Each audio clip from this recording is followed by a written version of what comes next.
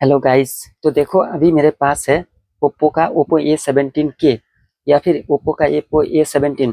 दोनों में अगर डिस्प्ले टूट जाता है, देखिए इस फोन का एकदम पूरी तरीके से डिस्प्ले टूट के चला गया।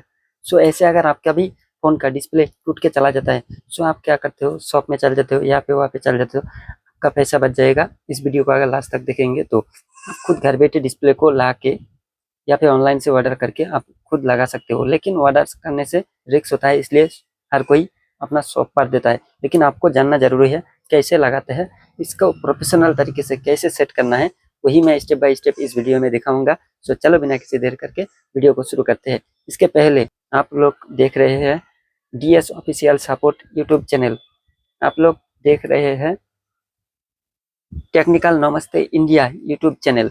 सो मेरे इस चैनल को पहले तो आप सब्सक्राइब कर लीजिए, नहीं तो आप क्या करते हो, सब्सक्राइब करना भूल जाते हो।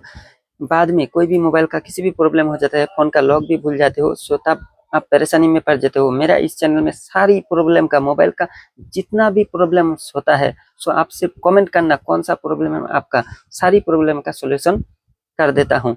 सो हर प्रॉब्लम का सॉल्यूशन अगर चाहते हैं सो जल्दी से सब्सक्राइब करके रखो, नहीं तो आप सब्सक्राइब करके रखना भूल जाते हो और बाद में बहुत सारे प्रॉब्लम होता रहता है फोन में। सो आपको मेरा वीडियोस नहीं मिलता है।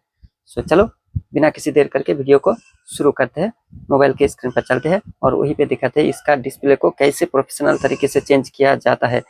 यार में भी इतना अच्छा नहीं लगा पाएगा जो मैं जैसा तरीका बताऊंगा। इतना आसान तरीका कि डिस्प्ले खराब होने का भी चांस नहीं रहेगा।